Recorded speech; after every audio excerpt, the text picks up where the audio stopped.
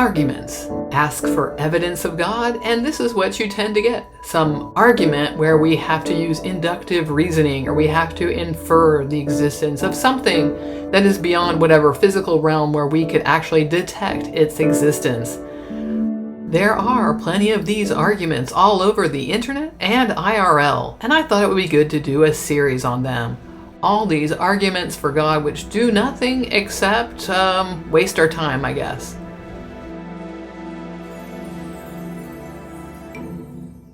Hi, my name is Scarlett, and I'm an atheist and skeptic, and I like to consider bad ideas. It's just so much fun. Just give me a juicy bad idea to contemplate, and I will be happy for a long time. And what worse idea could there be than an argument for God? Let's just say right up front that I'm not impressed by arguments for the existence of something. It seems like if something exists, you can show me that it exists. And I do know that there are phenomena that we have to infer from math and formulas and things like that. I'm not talking about that. I'm talking simply word games where we now have to infer something exists. And in this case, it's a God. Just show me the God. Show me how you detected the God, not some argument. To start out this series, I thought I would consider what I think of as the worst argument for God, and that is an argument from beauty. Yeah, that beautiful stuff exists, therefore God. That beauty, maybe some platonic ideal of beauty, exists because God created it, and there's no other way that that could be than a God existing. So I went out on my Google machine and I looked for an argument for beauty that I thought we could talk about. And I found a blog. Do you remember blogs? Remember blogs? That's where the same arguments that exist on YouTube are in written form, except without all the stupid voices. So you get my voice today. Yeah, that's right. And we're going to look at somebody's argument for the existence of God from beauty. Now, this particular blog is on the website Freethinking Ministries, and it's entitled Objective Beauty and the Existence of God, and it's by some dude named Tim Stratton, the free-thinking theist. Gotta love that. I think he was inspired by atheists. And it's dated July 23rd, 2018. Here's Tim Stratton himself with his wife and son. Nice looking little family, a nice little picture, right? I looked a little at his bio. The thing that caught my interest was this line. He saw firsthand how the lies of, quote, new atheists were impacting young, impressionable minds of his students. This led Tim to devote his life to answering, quote, tough questions about God and Christianity. Gee, I'm curious what lies those are. Could these people not just be telling their own experience and it's different from yours and they've come to different conclusions? No, they're lies. And, I just have to wonder if this is a little bit of projection, because they are young, impressionable minds, and here you are indoctrinating them into Christianity. But okay. So I guess this blog on the argument from beauty is part of addressing these tough questions. But enough blibbity-blab from me. Let's go to this blog and see what Tim has for us. By the way, I won't be reading all of what he writes here, but I will link it in the description if you want to go and look for yourself. And I'm going to be summarizing a couple of parts because what really interests me are the arguments and not some of his own blibbity-blab written around it, to contextualize and such. So we start off. In a recent Reasonable Faith podcast, William Lane Craig, oh, him, great, yeah, we're going to be inspired by William Lane Craig, asked if it is possible to argue for the existence of God based on objective beauty in such a way that would be similar to one of my favorite arguments, the argument from objective morality. Craig responded by saying that he hopes so and would like to see someone make the argument that God grounds objective aesthetic values. However, he added that he is not sure how such a syllogism would be formulated. Well, right here, Craig just reveals how uninterested he is in coming to objective truth. He hopes that you can make this argument. He doesn't wonder if it would be possible and therefore that it would lead to something like, let's go discover what is true. No, he wants God to exist and he wants there to be proofs for that. And by the way, this is unsurprising. If anybody has been here on YouTube and you've seen some of the things that Craig has said, like that he lowers his expectations for what constitutes the truth of God. I believe it was lowering the epistemic bar or something like that. So yeah, it's unsurprising that these guys just want there to be an argument, they want this to prove their God, and so forth. So in the next paragraph, we read that Tim has been traveling around all kinds of beautiful places. And good for him. Good for him for getting around and exploring the world. It's wonderful. And he winds up this paragraph by saying, "It seems that after simply dwelling on the beauty found in nature, it should lead one to belief in God." I guess, how about the beauty of nature is just a thing in and of itself? You don't need to think that there's something behind it. At least that's how I experience nature. I look at a sunset and I think, ooh, this is really cool, beautiful. I don't think, oh, something made the sunset. But whatever. And at the very end, he cites Romans 1:20. And I guess this makes it seem legit. And I'm wondering, maybe we're not expected to go look and see what Romans 1:20 says or something like that. Just assume that because this religious person quoted it, that it's a thing, But let's remember what Romans 1:20 says. So quoting the NIV, "For since the creation of the world, God's invisible qualities, his eternal power and divine nature, have been clearly seen, being understood from what has been made, so that people are without excuse." By the way, I do love the New King James Version, because anything that says Godhead, what gets better than that? But anyway, this isn't really about beauty at all. It just says that you can see his eternal power and divine nature in things, right? In the world. Of course, I think that Paul was full of shit. I mean, this isn't even supposed to be God. This is supposed to be some preacher dude that was running around after Jesus. Not Jesus.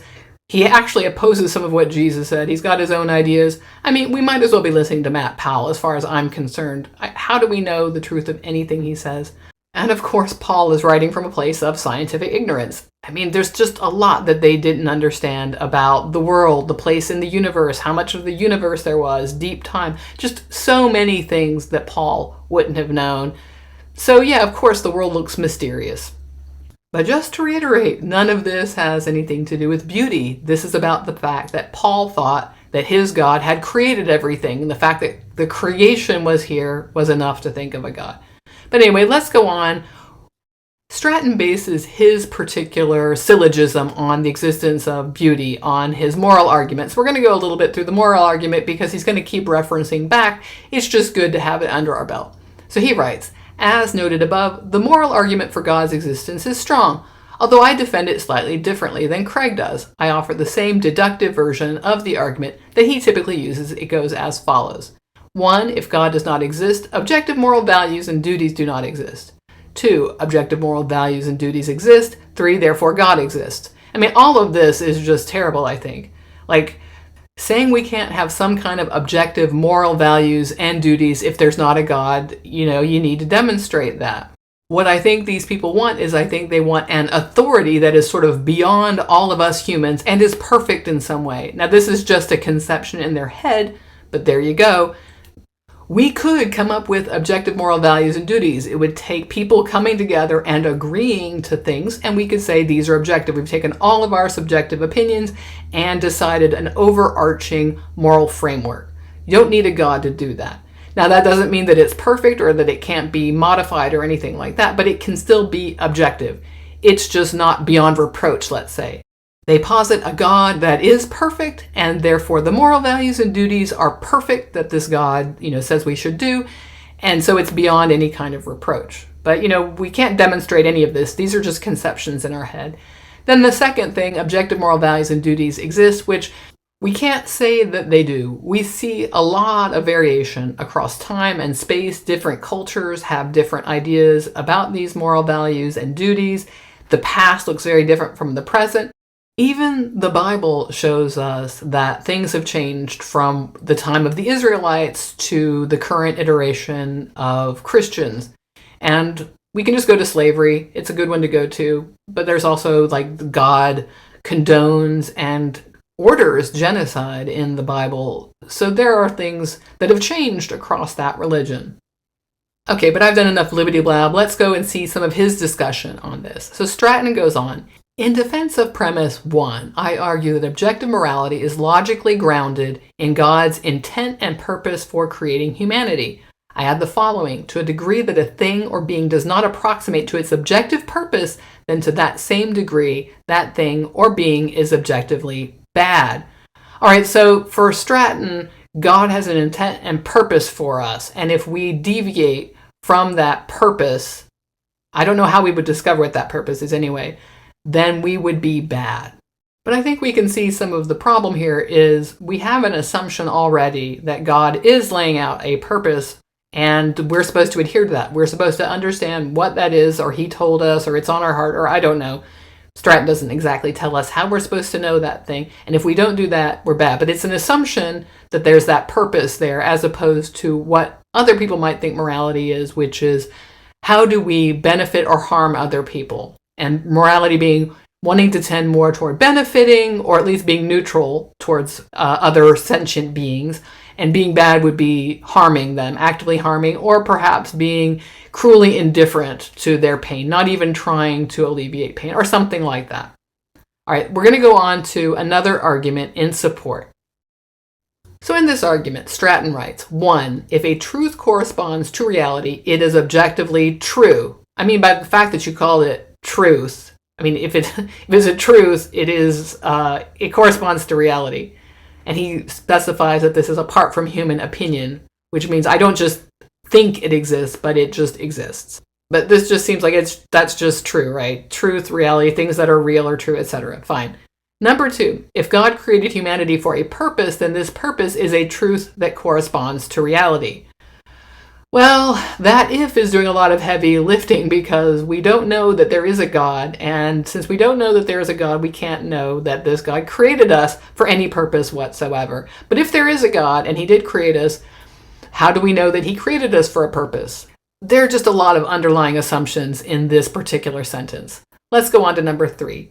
Therefore, if God created humanity for a purpose, then this purpose is objectively true. Again, we've got an if.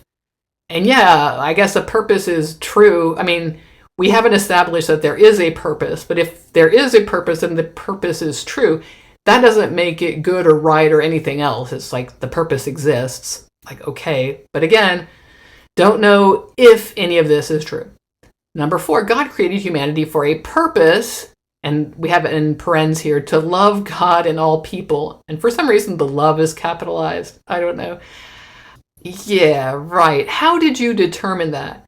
Sometimes I like to think about times like the Roman era or the Middle Ages, where we have some good ideas about how people lived. And there were slaves and serfs and people who led lives of drudgery. What was God's intent for those people? Like, why did he create those people to have those lives? And of course, nowadays, in a modern era, we have electricity and machines to do some of our work. A lot of us have a more comfortable life. Like, what is that about?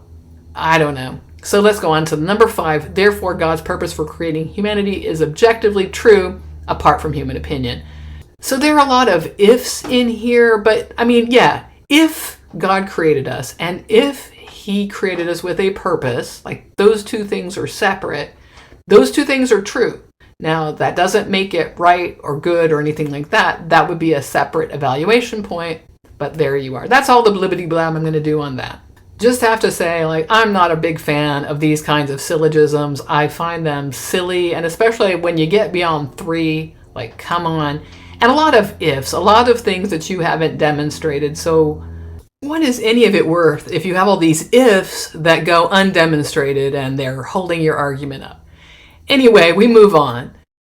It follows from this argument that if one acts in a manner that is not loving toward God and all people, then they are objectively wrong in their behavior. They are not approximated to the objective purpose of life and are thus bad and missing the objective mark, sin. So I've talked a lot about some of these things already. I won't retrace some of those steps, but I will add a couple of things, which is, what does it mean to be loving toward God? If God is not something that you can detect in any way, so you're just like talking in your head to God, like, what does that mean to be loving toward God? And I feel like there's room for a lot of slippage, that people can have different ideas about what that means, assuming this God exists, which, hello, somebody should demonstrate that. And what does it mean to be loving toward all people? Now, this is problematic when you have some Christians who redefine loving as being pretty cruel, like saying your identity is a sin, or behavior that really isn't harming anybody, not causing any pain on an emotional or physical level, is wrong because it makes God unhappy or makes the baby Jesus cry, or however you want to formulate that. And so you can't do something that makes you happy because I think it makes some invisible being sad.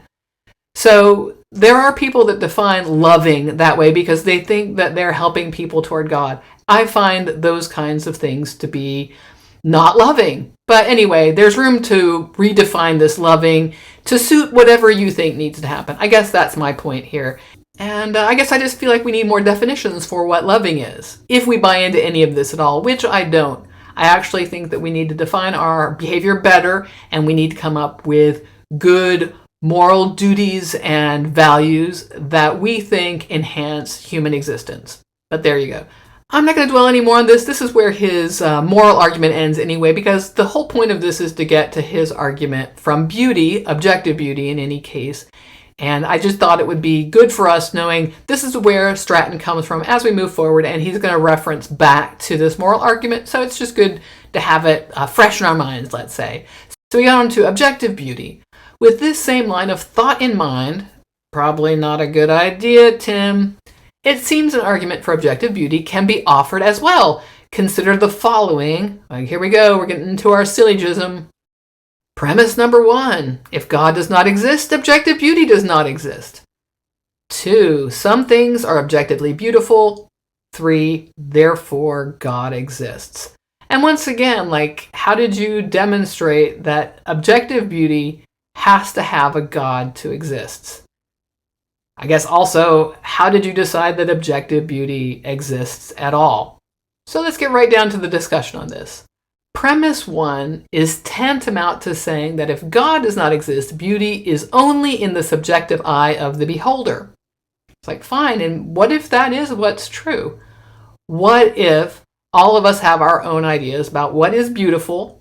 And of course, we have to define what beautiful is. Everybody just assumes they know what these concepts mean, but these are concepts that can have different ways of filling them in, and the definition itself can be very subjective. So we would have to have some notion of what this beauty is. But anyway, again, I think that people like Tim want there to be some being beyond reproach, some being that can stand above everything and give us some ultimate answer. And that's it. We can't go past that. We can't go against that. We have to say, yes, this being knows what it's talking about. Anyway, so let's go on. Premise 2, however, is basically stating that there are some things that are objectively beautiful, yes, and something is objectively wrong with the person if they think otherwise. If this is true, then it follows that God exists. So, okay. So there is something that is objectively beautiful, and if you can't see it, there's something wrong with you. By the way, he's going to state this very, very clearly in a postscript in a minute, but I think that's funny that you're assuming that there is an objective beauty, and some of us can see it and some of us can't, but you're assuming it's there. You haven't demonstrated it's there. You want it to be there. And if somebody can't see it, then something is wrong with them, probably sin, right? So there's just no way to invalidate this. This is such an incredible way of thinking about the world. So let's move on. Tim writes, the question is raised, but why is God needed for objective beauty apart from human subjective opinion? The answer is simple. For the same reason that God is needed for objective morality apart from human subjective opinion. It comes down to God's aesthetic intent for how things ought to look and how he designed humans to appreciate beauty. When things look as God intends them to look, things are objectively beautiful. God's intent provides an objective standard that is objectively true apart from human subjective opinion. So once again, there is this desire for there to be a being who states this is what is good in the case of morality and this is what's beautiful in the case of this particular argument. And if you can't see it, something has gone wrong with his design. And so it's unfalsifiable. Tim goes on, consider morality once again. When humanity approximates to God's intent, we are morally good, since we are not perfect to a degree that one's thoughts and actions approximate to God's intent. To that same degree, we are morally good in an objective sense. To a degree that one's thoughts and actions do not approximate to God's intent, to that same degree we are morally bad or evil. This applies to rationality as well, in an objective sense. So once again, there's this desire for an authority, and sort of an incontrovertible authority who says, this is what's good, and I've made you supposedly so that you can be good, and this is what's beautiful, and I've made you to be able to see whatever is beautiful, and if you can't, there's something wrong with you. And to the degree that you deviate, that you're bad, or there's something wrong with you for not seeing the beauty. Tim writes again, in the same way, aesthetic approximation to God's intent for how things ought to look equals approximating to objective beauty. God's creation unscathed by sin, I knew sin was going to come into this, or evil is objectively beautiful. The way a thing ought to look, to a degree that an aspect of creation approximate to God's aesthetic intent, to that same degree it is objectively beautiful. To a degree that an aspect of creation does not approximate to God's aesthetic intent, to that same degree it is objectively ugly. So once again, we are assuming that God has an intent and a design, and he wants us to see it as beautiful. And if it deviates, then it is objectively ugly. So, once again, we're making a lot of assumptions here about the way the world works. He wraps up this section. Similarly, while there might be a few disagreements regarding aesthetics, for example, one might prefer the mountains to a tropical beach or vice versa, we simply know objective beauty when we see it. We are attracted to it. We know we ought to take an extended look, breathe it in, enjoy it, and thank God for his beautiful creation. When we have a proper relationship with the Creator, then we can properly enjoy his creation.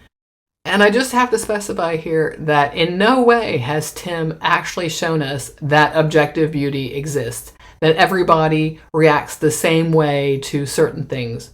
Now, there may indeed be some things that are pretty universal, like people may all enjoy a sunrise or a sunset or a beautiful flower, but I don't know that. That's something that has to be demonstrated. But for sure, Tim has not demonstrated that God has some kind of creative intent behind this. And I'll reiterate that underlying all of these syllogisms are a bunch of ifs, a bunch of assumptions about God and what he intends about the world and our lives. And none of that's demonstrated. Let's look at Tim's postscript, where he adds additional clarification. And he says, if God created a specific landscape, for example, for humans to find aesthetic appreciation and enjoyment, but a human does not, then something has gone wrong, either with the landscape or with the individual who does not appreciate the aesthetics of the landscape. Moreover, if one finds aesthetic appreciation in the gore of human torture and suffering, imagine images at Nazi concentration camps, for example, then one's aesthetic appreciation faculties have been damaged. Humanity was not created to find these images delightful or beautiful. Indeed, the images of Hitler's carnage are objectively ugly, even if one possesses an alternative subjective opinion. Well, one could say that's just like your opinion, man. I don't know. Your God is the one who ordered a bunch of carnage in the Old Testament, and he delighted in that kind of stuff. So I don't know. But once again, we have some ifs coming in here. We have the if God did this, and we don't know that God did. We're assuming, Tim Stratton is anyway, assuming that this is what happened, and we don't have a demonstration. We don't even have it in the Bible. There's nothing in the Bible that says that God intended for us to enjoy this stuff. And in fact, if you look at that Old Testament, life was pretty hard and harsh for those people. Even when they looked into the land of milk and honey, they knew they were going to have to kill a bunch of people to get in there. So I don't know how much delight they took in those landscapes. One of the things that's interesting to me is this attempt to look at only the good things and say, that's because of God. All of the beauty you see in the world, that's because of God. Those awful things, the ugly things like these images of carnage, that's not God's plan. That is some kind of distortion of God's plan. It's sin, it's evil, it's the devil entering this world. Again, I'm just going to repeat myself again. Never mind that God orders genocide in the Bible, that he was okay with slavery, that he was okay with a lot of people suffering. It's just an interesting thing that you don't want to look at the world as a whole and say, this is the place that God created. Why does God allow there to be these ugly things and these horrible things and people treating each other poorly? So, among other things, these arguments suffer from extreme cherry picking. Now, if I had to explain why humans perceive that there is beauty in the world or the universe, or however you want to define that, it's because we evolved to see things that are useful to us in some way, that help us guide our survival. Beauty can indicate that things are okay in our environment, that can point us toward a mate that is suitable for reproduction, and things like this. And just because some things are beautiful, that doesn't mean that there aren't other things that aren't ugly. And just because you see something as ugly or there's a difference of opinion, doesn't necessarily mean that there's something wrong with you. So, in summary and conclusion, I think that this argument from objective beauty is bad. It's just bad all around, and this particular iteration of the moral argument, like all the rest of them, are bad too. So on the heels of that, I've written my own syllogism. Premise number 1 is, if there was an all-powerful God, there would be better arguments for his existence. Premise 2, arguments for God's existence are terrible. And the conclusion is, either God doesn't exist, or he appoints bad messengers.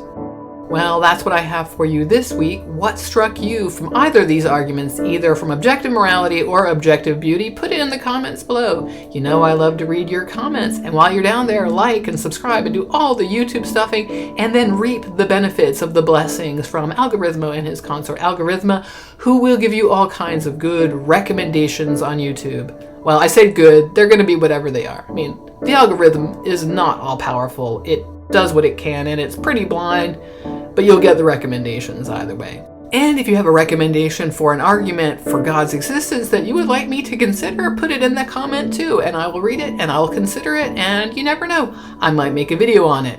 And if you like what I do, you can buy me a coffee. Here is a QR code along with my kitties, thanking you for buying them kibble, because that's where this money goes. Let's not kid ourselves. And thank you to all of those of you who have bought me a coffee. It is much appreciated in this household. And I'll see you in the next one for something else. I don't know what, but you know, it's gonna be stupid. Bye for now.